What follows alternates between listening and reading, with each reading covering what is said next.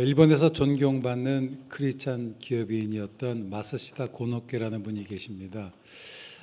그분이 언젠가 강연에서 나는 하나님께서 나에게 주신 이 세 가지 은혜 때문에 이렇게 성공적인 삶을 살 수 있었다라고 이야기를 했습니다. 그분이 말했던 세 가지 은혜를 소개를 합니다. 첫 번째, 그는 이렇게 얘기합니다.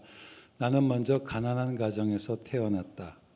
그 때문에 나는 어릴 적부터 구두 닦기와 신문팔이를 해야 됐고 이를 통해서 세상을 살아가는 방법을 배우게 될 수 있었다라고 얘기를 했다고 합니다. 두 번째, 이분이 감사한 것은 뭐냐면 나는 어렸을 때부터 몸이 너무 약해서 이것을 극복하려고 열심히 운동을 했고 내가 이 나이까지 건강하게 살 수 있었다. 그래서 나는 하나님께 그것을 감사한다. 세 번째는 나는 집이 너무 가난해서 초등학교를 다니지 못했는데 공부를 하지 못했다는 것은 나로 하여금 배우는 일을 세상을 스승 삼아서 열심히 배우는 삶의 태도를 갖게 하였고 배우는 일을 게을리하면서 지금에 이르게 될 수 있었다라고 이야기를 했다고 합니다. 이분이 감사한 세 가지 조건, 가난하고 몸이 약하고 배우지 못했다는 거 한번 생각해 보면 별로 감사할 조건은 아닌 것 같아요. 대부분 우리에게 그것은 문제점이고 한계고 어려움입니다. 근데 전 이분을 보면서 어떤 생각을 하게 되냐면 결국 인생이라는 것이 뭘까? 그건 관점의 문제인 것 같더라고요. 그는 남들보다 좋은 조건을 가지고 있지는 못했습니다. 하지만 그것이 결코 그에게 문제가 되지 않았다라고 하는 겁니다. 길이 사람을 만드는 것이 아니라 사람이 길을 만들어 간다라는 말이 있습니다. 우리가 인생 살아가다 보면 길이 없다고 느껴질 때가 있어요. 그런데 길이 없는 것은 사실 문제가 되지 않는 것 같습니다. 길은 내가 만들어 가면 되는 거예요. 내가 가는 곳이 길입니다. 중요한 것은 환경이 아니라 그 환경을 대하는 사람들의 마음가짐이 아닐까. 마사시다 고노케 어쩌면 우리들 대부분이 절망하고 좌절할 환경에 있었지만 그 환경을 다른 태도와 다른 눈으로 바라봤기 때문에 다른 삶을 할 수 있었다라고 하는 거죠. 인생이라는 게 뭘까? 저는 인생이라는 것이 관점의 문제인 것 같아요. 제가 여러 번 얘기했지만 여러분 문은 벽에다 내는 거예요. 여러분 벽이 없으면 문도 없습니다. 한번 더 합시다. 문은 벽에다 내는 것이다. 혹시 여기 계신 성도님들 가운데 정말 내 인생에 내 앞에 꽉 막힌 벽이 있다고 느끼신 분이 계시다면 그 벽에 문을 내고 그 벽을 통과하는 은혜가 있기를 주의 이름으로 축원합니다. 예수님께서는 요한복음에서 말씀하십니다. 나는 문이다. 열면 닫고 닫을 자 없고 닫으면 열 자가 없다라고 말씀하셨는데 우리의 인생의 길 대신 예수님을 통해서 우리 앞에 꽉 막혔던 그 한계를 열고 나아가는 주의 성도들 되기를 원합니다. 신앙이라는 게 뭘까? 도대체 내가 예수를 믿었다라는 것의 유익이 뭘까? 저는 다른 게 아니라 저는 관점의 변화인 것 같아요. 예수를 믿으며 일어나는 변화가 뭐냐면 내 인생을 달리 바라보는 거예요. 어떻게 바라보느냐? 그건 하나님의 약속의 눈으로 나를 바라보는 겁니다. 우리가 성경을 해석하는 중요한 해석학적 틀 가운데 하나 뭐냐면 약속과 성취예요. 하나님께서는 우리에게 약속을 해주셨습니다. 근데 여러분 약속이라는 것이 생각해 보면 지금 나에게 그것이 이루어졌나요? 안 이루어졌나요? 안 이루어졌으니까 약속이겠죠. 이루어졌으면 현실이겠죠. 약속은 현실보다 더 나은 삶을 얘기를 하는 거예요. 그 약속입니다. 현실은 어때요? 약속이 이루어지지 않은 상태예요. 그런데 신앙은 어떠냐? 아직 이루어지지 않은 그 약속을 바라보면서 결국은 약속을 이루어가는 몸으로 만들어내는 사람들이라고 하는 거예요. 이게 신앙의 유익이라고 하는 겁니다. 창세기부터 요한계시록까지 하나님은 지속적으로 성도들이 하나님의 약속의 눈으로 자기의 삶을 바라볼 것을 이야기하고 있습니다. 요한계시록에서 일곱 교회에 지속적으로 하시는 말씀이 뭔가요? 끝까지 견디는 자는 생명의 멸관을 내게 줄 것이다. 여러분 견디면 되는 거예요. 견디면 주어집니다. 현실은 견딜 수가 없어요. 이게 현실이에요. 현실은 벽과 같은 겁니다. 주께서 약속하셨어요. 견디면 주어진다라고 하는 겁니다. 바벨론에서 포로 생활하던 이스라엘 백성들에게 필요했던 것이 뭐냐? 내가 저주받은 운명이 아니라는 거예요. 이게 다 하나님의 섭리와 계획 속에서 내가 여기 있다라고 하는 그 하나님의 약속 속에서 나를 바라보는 것이 필요했습니다. 오늘 우리가 누가복음 10장에 있는 내용을 한번 살펴보려고 합니다. 오늘 이 본문을 통해서 소위 인생의 벽이라는 한계 앞에서 이 제자들이 어떻게 그 벽을 뚫고 앞으로 나갔는지 한번 같이 생각을 해보려고 합니다.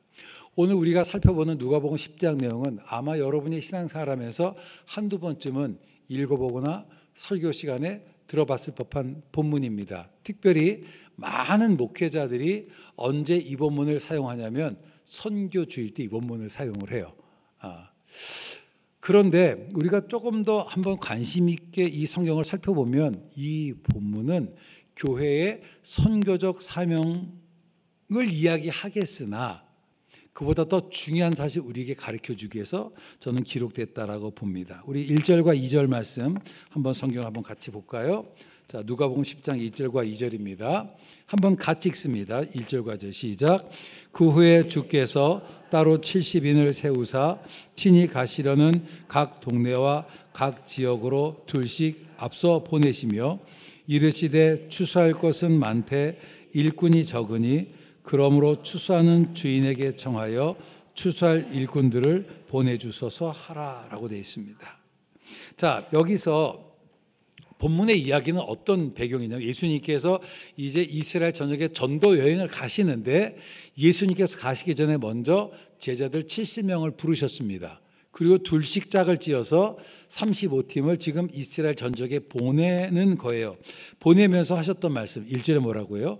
추수할 것은 많은데 일꾼이 적다라고 얘기를 하는 겁니다. 자, 여러분 이게 누구의 말씀이에요? 네, 예수님의 말씀입니다. 어려운 거 아니니까 대답하셔도 돼요. 누구의 말씀이라고요? 예수님의 말씀이에요.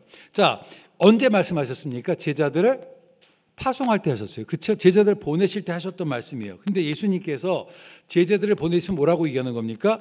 추수할 것은 많은데 일꾼이 적네? 사람이 적네? 야, 사람이 더 필요하겠다. 야, 빨리 사람을 더 구해와라 라고 말씀을 하시는 거예요. 자, 그런데 한번 생각해 보시면 일꾼이 적다고 하는 것을 만약에 예수님께서 느끼셨다면 미리 준비하면 되잖아요. 오늘 찬양 너무 좋았습니다. 우리 찬양에 박수 한번 할까요? 네, 우리 지휘하시는 선생님이 이제 다음 주 찬양을 하실 거 아니에요? 안 하시나요? 하시겠죠, 그렇죠? 하시는데 다음 주 예배 때 딱 왔어요. 예배 때 딱 와서 예배 전에 이제 찬양팀 연습을 해야 될 거 아니에요? 딱 있다가 가만히 있어봐. 오늘 무슨 찬양하지? 오늘 찬양 뭐 하지? 라고 얘기한다면 여러분 그게 준비된 정말 훌륭한 지휘자인가요? 훌륭하지 않은 지휘자인가요? 훌륭하지 않은 지휘자겠죠. 그렇지 않을까요? 반주자가 연락을 했어요.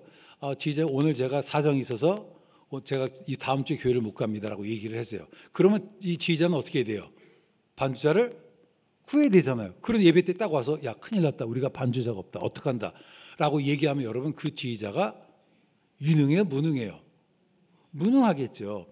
여러분 생각해 보세요. 지금 출발 지점에 왔어요. 제자들을 보내시는데 하신 말씀 뭐예요? 일꾼이 적다?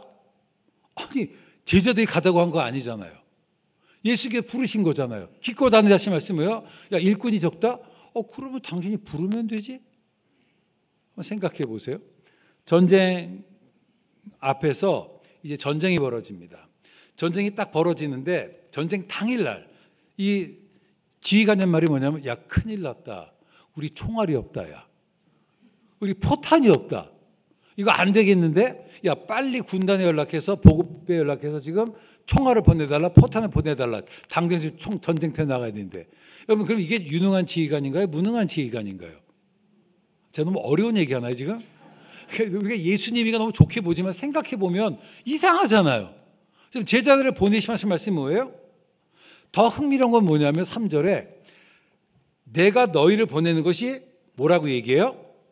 양을 이리 가운데 보내는 것 같다라고 얘기하는 겁니다. 여러분 생각해 보세요. 양이 이리 가운데 가면 어떤 일이 일어날까요? 잡아먹히죠. 다시 한번 이 지휘관이 전쟁터에서 이 부하들을 싸움터에 보내면 뭐라고 얘기하냐면 야 걱정되는데 너희들 다 죽겠는데 어떡하니? 라고 한다면 여러분 그게 유능한 지휘관이겠어요? 무능한 지휘관이겠어요? 무능한 지휘관이겠죠. 좀 여성분들 이해하세요. 축구 얘기를 좀 하겠습니다. 월드컵 때가 되면 우리나라는 월드컵 진출을 당연하다고 생각하잖아요. 그렇죠? 그럼 당연하지 않아요. 두 번째로 월드컵에 나가면 꼭 늘 16강이 돼야 된다고 생각하죠. 우리나라 세계 랭킹이 24위예요. 잘해서. 우리가 16등까지 우리 앞에 수많은 팀이 있습니다. 그렇지 않을까요? 자, 그런데 대부분 우리보다 센 팀이란 말이에요. 근데 감독이 뭐라고 얘기했냐면, 야, 니들 큰일 났다. 대한민국 사람들이 시합에서 지금 난리가 나는데 니네들 공항 들어가면 야, 게임에 져서 계란 맞고 난리가 나겠다. 야, 지금 시합인데 야, 니들 야, 브라질한테 한 20대 0으로 지기다. 큰일 났다. 라고 얘기한다면 그게 좋은 감독이에요, 나쁜 감독이에요? 나쁜 감독이죠. 설사 질 걸 알아도 할 수 있다. 한번 해보자. 정신력 와! 이렇게 해야 되지 않을까요? 그게 맞겠죠. 지금 예수님이 제자들을 보니 하는 말씀 보면 큰일 났다. 니들 인원이 안 될 것 같은데. 야, 근데 니들 보니까 가는 게 야, 꽃 이리한테 가는 양가 같더라. 놀리는 거 아닌가요? 한번 생각해 보세요. 자, 여기서 지금까지 우리는 추수할 것은 많은데 일꾼이 적다. 뭐 넓은 들의 익은 곡식, 뭐 추수할 것은 많은데 일꾼들을 보내니, 이걸 늘 우리는 예수님의 문제 의식으로 생각했어요. 그럼 여러분 만약에 이것이 예수님의 문제 의식이었다면 간단해요. 예수님이 미리 기도하고 준비하면 되잖아요. 그죠? 관점을 달려면 생각해 볼까요? 이거 어떻게 얘기를 하느냐라면 이거는 예수님의 관점이 아니라 제자들의 관점을 제자들의 당시 상태 예수께서 표현하신 거예요. 어느 날 예수님께서 제자들을 부르셨어요.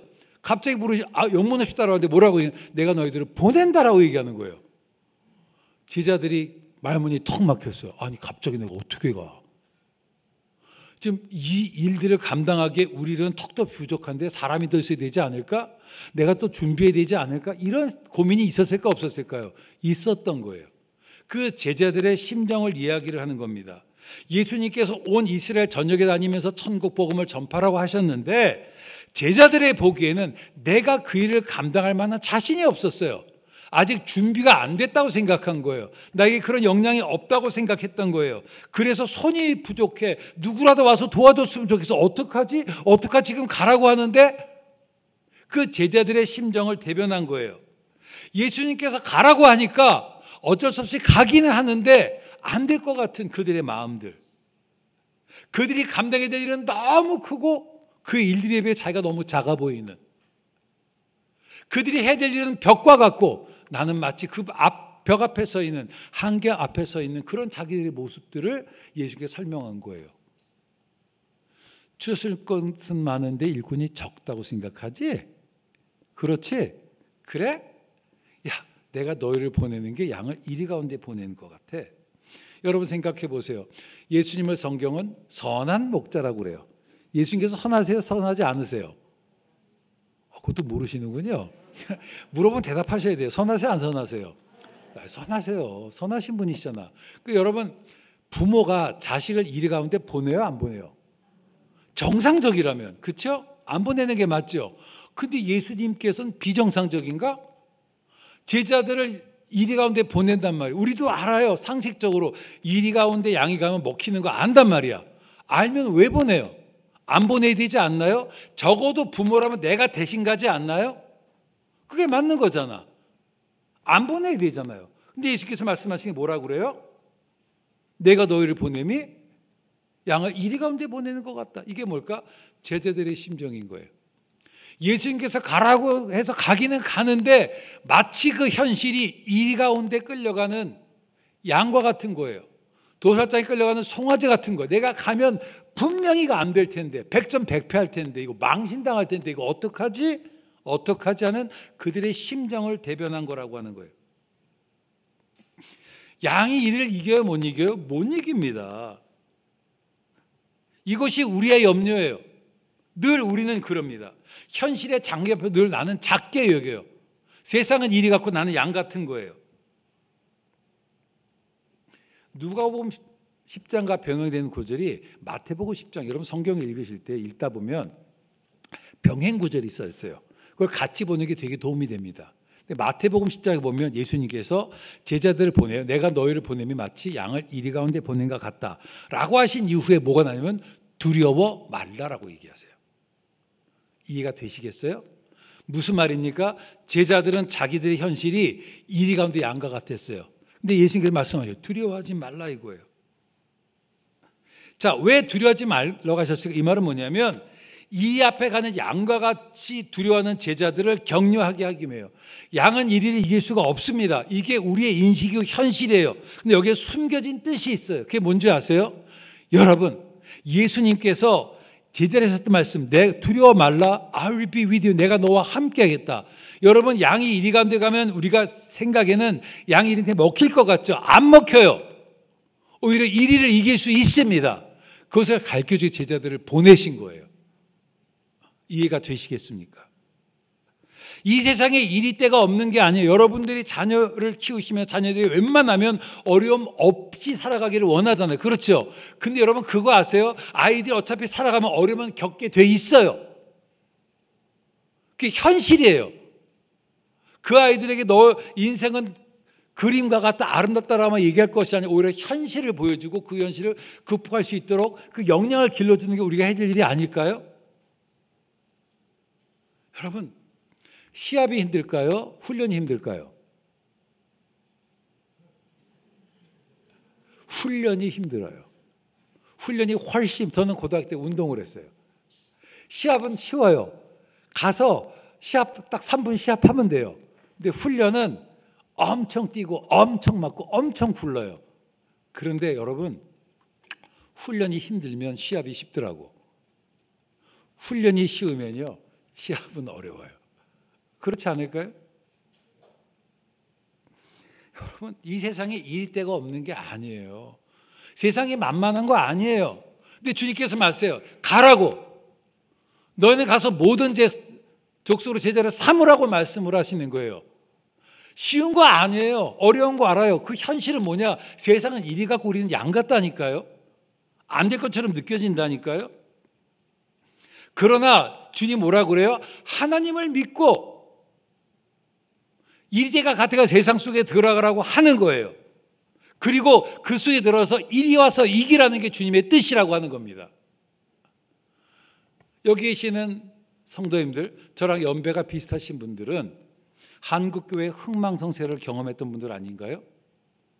70년대, 80년대 여의도에 100만 명씩 모였고, 그렇죠? 교회가 부흥했어요. 그냥 천막만 세우며 사람들이 몰려들던 시절이었잖아요. 그리고 90년대 후반부터 2000년대 정책이 지금 쇠퇴기를 경험하고 있지 않나요? 그러다 보니까 교회가 자신감을 상실했어요. 세상에 나가기를 두려워해요. 과거에는 교회 다니는 것이 엣지가 있고 괜찮았어요. 제가 중고등학교 때는 교회 나가면 좀 깨 있는 사람이었어요. 근데 요즘 중고등학교는 교회 나가면 애가 덜떨어진 사람처럼 인식이 되는 게 우리의 현실이에요. 오늘 이 시대가 그래요. 옛날에는 가라고, 가라못해 이런 소리가 되게 많았어. 근데 요즘 소리는 되게 치유야. 위로받기를 원해. 왜 그런 줄 아세요? 우리가 비전을 상실해서 그래요. 소명을 상실해서 그래요. 세상이 이리 같죠? 안 될 것 같죠? 할 수 있습니다. 우리는 할 수 있습니다. 믿음을 회복합시다. 오늘 이 본문은 뭐냐? 그런 우리들에게 하시는 그 주님의 말씀이에요. 어느 시대나 복음을 들어야 될 사람은 있어요. 지금부터 2000년 전, 그때는 예수 믿기 쉬웠는 줄 아십니까? 여러분, 한국교회 복음 들은 지 벌써 130년이 됐는데 여러분, 그때는 복음 듣기가 쉬웠는 줄 아세요? 어려운, 언제나 어려웠어요. 그러나 믿음을 가지고 나갔던 사람들, 복음 들고 나갔던 사람들 통해서 결국 하나님의 나라는 확장됐다라고 하는 거예요. 여러분, 위로받는 게 내가 신앙하려는 목적이 아니에요. 우리의 부르심을 확인합시다. 부르심, 그리고 세상 속으로 나갑시다. 복음을 두고 나갑시다. 우리 문제에 정말 천착되어서 여기에 매달리지 마시고 그러려고 하는 우리를 부르신 게 아니에요. 세상에 가라고. 안다고, I know. 세상에 이리 가득한 것. 하지만 내가 너희를 보낸 이유는 뭐냐? 그 이리가 가득한 세상을 사자들이 어린 양과 뛰노는, 독사 어린애가 손을 도 물지 않는 그런 세상을 만들기 위해서 내가 너희를 보낸 거야.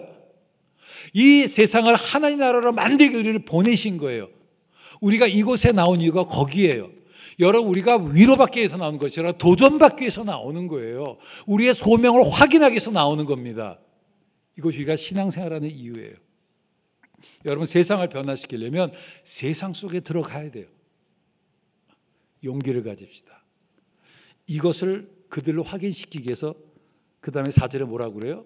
배낭이나 지갑이나 여행 가방을 가지지 말라고 얘기하는 거예요. 여러분, 생각해 보세요. 제가 내일부터 18박 19일 동안 호주를 가요. 제가 이제 그 작년에 호주 브리즈번에 있는 그 청년 집회에 강사로 초대받았어요. 그래서 제가 이제 돌아오는 주 제가 이제 수목금 이제 집회를 해요. 그 소식을 듣고 멜버른에 한 목사님이 연락이 왔어요. 작년에 교수님 어차피 오시는 김에 멜버른에서 설교 한번 하시죠. 제가 멜버른 투어 시켜줄게요. 그러더라고. 할렐루야잖아요. 그죠? 공짜로 여행을 하는데. 네, 그랬어요. 그랬더니 1월 달에 전화가 왔어요. 뭐라 전화 왔냐면, 교수님 오신 김에 제가 아는 목사님 교회가 창립 20주년인데 혹시 부흥회를 해줄 수 있어요? 제가 노할 수 없잖아요. 그렇죠?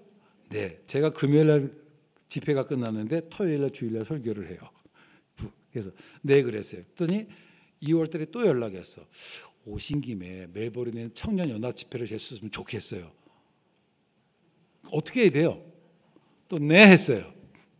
그래서 이제 제가 5번을 설교하는데 한 달 전에 또 전화 왔어. 근데 오신 김에 여기 청년 젊은 목회자들과 신학생이 있는데 오신 김에 세미나 주시면 어떡해요? 어떻게 거절할까 못할까? 못하잖아요. 그래 제가 18박 19일 동안 17일 6군데에서 집회를 해요. 이거 이제 살아날지 모르겠어요. 근데 이게 이제 그러고 나서 이제 연락이 왔어요. 그 브리즈번이라는 데는 지금 기온이 겨울이라 호주가 기온이 아침에는 한 뭐 7도, 8도, 10도에서 오후에는 10도, 20도까지 간대요.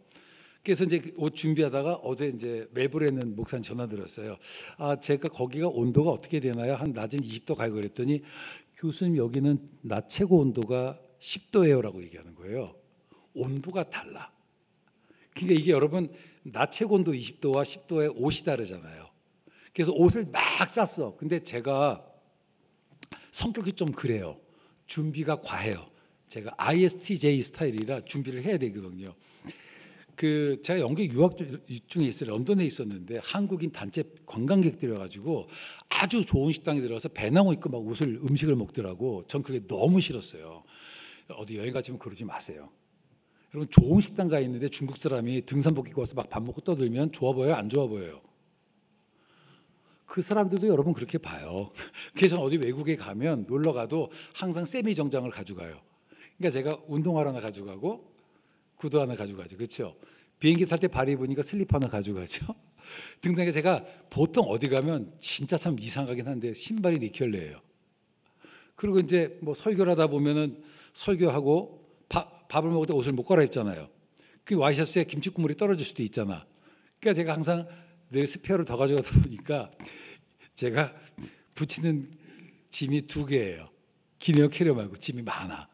짐이 이게 온도다니까 짐이 많아요. 제가 그냥 그래. 그리고 성격 어쩔 수 없는데 가다 보면 여권 잊어버릴 수 있으니까 여권 사본도 복사하죠. 그렇죠? 비행기 티켓 또 인터넷이 안 됐으니까 출력해서 가져가고 올 때도 출력하고 중간에 비행기 갈아타는 거 하고 그다음에 뭐 호주 비자 뭐 등등 하다 보니까 서류만 이만큼이더라고. 그냥 저는 성격상 그래요. 지갑에 일단 달러 가져가야 되죠. 호주 달러 조금 챙겨가야 되죠. 공항에서. 그다음에 카드 하나 가져가는데 잊어버리면 어떡해? 하나 더 가져가. 뭐가 많아요. 제가 짐이. 하여튼 참 제가 성가신 사람이에요.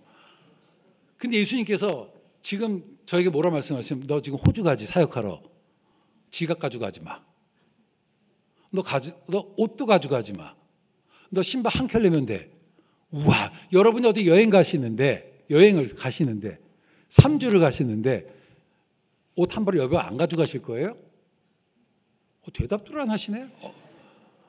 여러분 스페어 신발 안 가져가요? 가져가지 않을까요?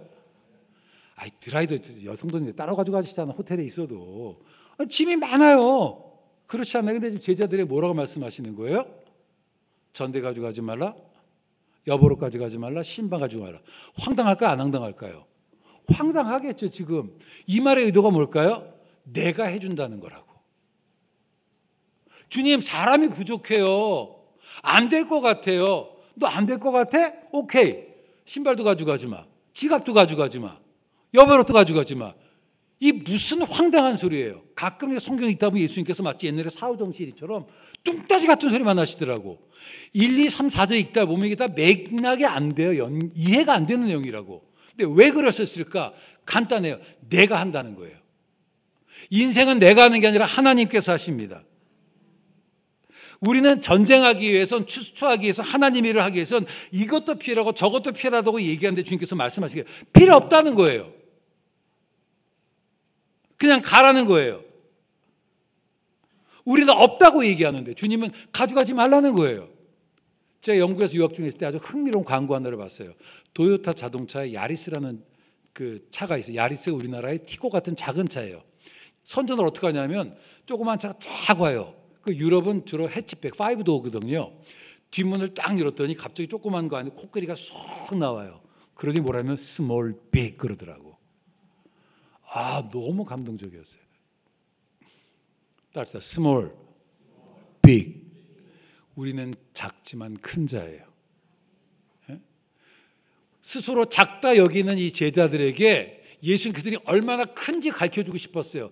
그래서 70명을 두 팀으로 나눠서 보내신 거예요. 왜? 그들이 얼마나 크고 능력 있는 걸 알게 하기 위해서. 여러분, 왜 양이 이리를 무서워하나요? 간단해. 이리가 나보다 힘이 세서 그래요. 여러분, 그러나 우리 하나님은 힘 있고 능이 있습니다. 못할 일이 없습니다. 내 하나님은 크고 힘 있고 능이 있어 못할 일 전혀 없네. 옛날에 불렀던 찬양 아닌가요? 믿음을 회복하기를 원합니다. 주님은 이리보다 하나님이 더 힘이 셈을 가르쳐주기 위해서 이들을 보내신 거예요. 근데 이 이야기가 어떻게 끝나는 줄 아세요? 17절 말씀 보면 제자들이 돌아와요. 돌아와서 기뻐했다라고 해요. 여러분, 기뻐했다는 건 뭐예요? 예상한 일이 안 이루어진 거라고. 한번 생각해 봐요. 만약에 뭐 그렇지 않겠지만 7월 때 어떤 외국에서 목사님 오셔서 설교를 해. 가만히 보니까 마땅한 사람이 없어. 장로님이 나 교수님 오셔서 통역해 주시겠어요? 뭐 그럴 수 있죠. 그렇죠? 그래서 통역을 했어. 딱 끝나고 혼자 화장실에서 통역 잘했어. 제가 이럴까요?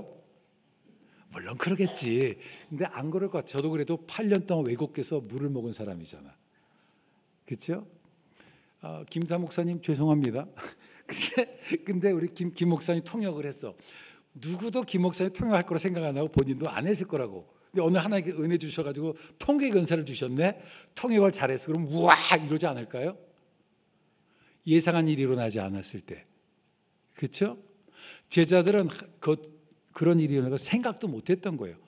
마가복음에 보면 예수님께서 밥을 드실 때 제자들이 왔어. 그래, 야, 밥 먹으러 하는데 제자들이 너무 신나서 밥도 안 먹고 예수님 내 말 좀 들어보세요. 기뻐서 얘기를 합니다. 기뻐서. 예상하지 않은 일이 일어난 거예요. 그들은 한 번도 자기들이 이 일을 이길 수 있다 생각하지 못해서 근데 믿음으로 나갔더니 여기서 중요한 게 있습니다. 이게 뭐냐면 제자들이 들어서 했던 말이면 주님의 이름으로 나 말하였더니 귀신들도 벌벌 떠나이다. 이게 핵심이에요. 주님의 이름으로. 우리가 그 일을 했다라고 얘기하지 않았습니다. 내가 정말 불안하고 두려웠는데 주님의 이름으로 나갔더니 정말 기적이 일어났네요. 할렐루야. 이것이 우리의 고백되기를 원합니다. 이들이 자기에게 맡겨진 일을 감당할 수 있는 비결은 뭐냐? 바로 주님의 이름이었다라고 하는 거예요. 내가 하는 게 아니에요. 나에게 능력이 있어서 하는 게 아닙니다. 하나님께서 하시는 거예요. 내가 너희를 보내는 것이 마치 양을 이리 가운데 보낸 것 같다. 주설 것은 많은데 일꾼이 적다. 라고 하셨던 이유가 뭐냐? 바로 이걸 가르쳐주기 위해서 했다라고 하는 거예요. 성도 여러분들, 비전을 회복하기를 원합니다. 이리를 두려워하지 마세요. 숫자가 적다고요? It's okay. 상관없어요. 내가 가진 것이 없다고요? It's okay. 상관없는 거예요. 아직 준비가 안 됐다고요? 상관없어요. 내가 순종하면 돼요. 여러분, 두려움을 넘어서 순종으로 나아가야만 합니다. 성경에서 우리는 다윗과 골리앗의 이야기를 봐요. 자, 골리앗 앞에선 다윗이 했던 말이 뭔가요? 이렇게 얘기합니다. 여호와의 구원이 칼과 창에 있지 아니함을 너에게 알게 할 것이다. 전쟁은 하나님께 속한 것이다. 여러분, 전쟁은 하나님께 속한 거예요. 구원은 칼과 창에 있지 아니합니다. 그런데 그 당시 이스라엘 백성들은 골리앗을 바라본 그 순간 두려움에 떨었어요. 골리앗은 이리 갖고 자기는 양과 같았던 거예요.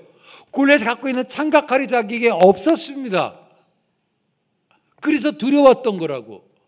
다윗이 앞으로 나가서 했던 말, 여러분, 여호와의 구원이 칼과 창에 있지 않습니다. 하나님의 능력이 칼과 창에 있질 않아요. 여러분, 전쟁은 하나님께 속해 있습니다. 순종합시다. 믿음을 회복합시다.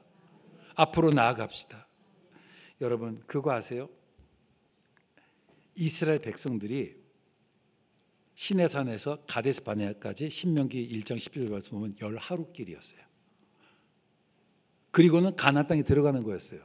그런데 정탐꾼들을 보냈을 때 정탐꾼이 했던 얘기가 뭔가요? 우리들 보기에 우리 스스로가 메뚜기와 같았더라는 거예요. 벌레 같아서 그들을 못 싸우게 했는 거예요. 가나안 사람들은 이리 갖고 자기는 양 같았던 거죠. 그래서 결국은 열하를 끼면 충분할 그 길을 39년을 헤맸다라고 하는 사실을 기억하기를 원합니다. 순종하면 11일이에요. 불순종하면 10하루길입니다. 믿음을 회복합시다. 여러분, 우리는 눈에 보이는 것에 의해서 살아가는 사람들이 아니에요. 얼마 전에 그 꽃보다 할배라는 TV 프로가 있었어요.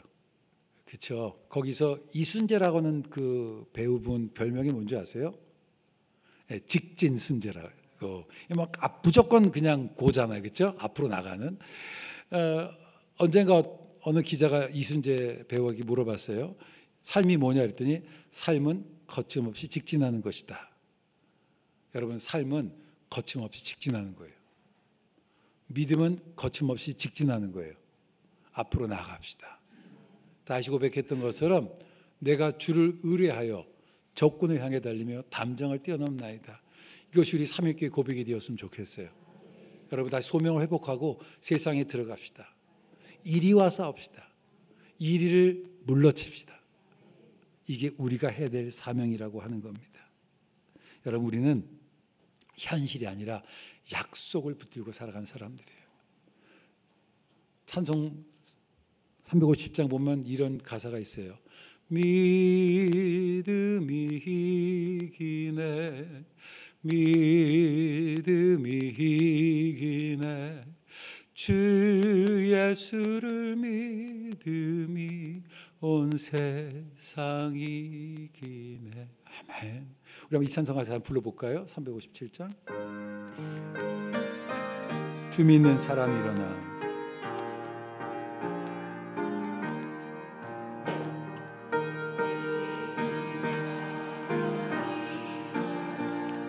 다 힘을 합하 이 세상 모든 마귀를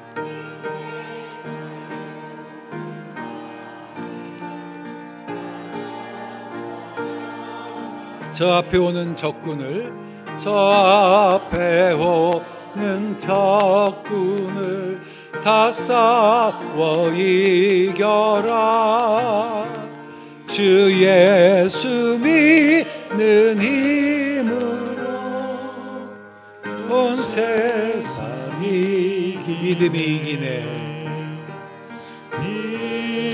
믿음이 이기네, 믿음이 이기네, 주 예수를 믿음이 온 세상이 이기네. 온 인류 마귀 게을러 온 인류 마귀 큰 죄에 빠지니 게을러 큰 죄에 빠지니 진리로 띠를 띠고서 진리로 띠를 띠고서 늘 기도 드리세 참 믿고 의지하면서 참 믿고 의지하면서 겁없이 나갈 때 주 예수 믿는 힘으로 주 예수 믿는 힘으로 온 세상이 우리 3절 부르겠습니다. 끝까지 이긴 자에게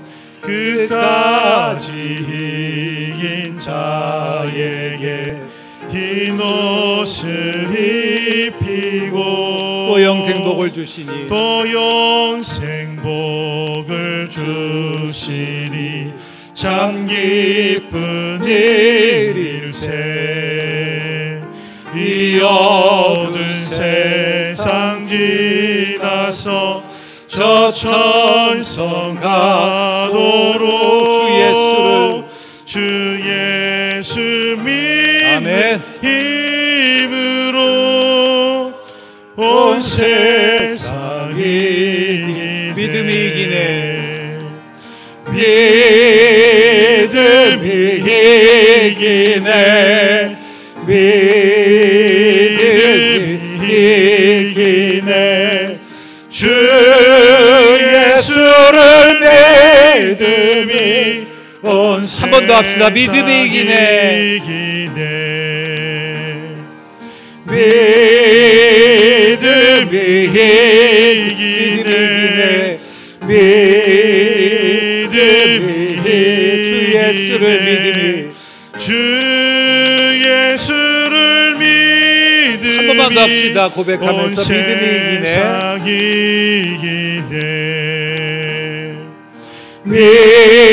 믿음이 이기네. 믿음이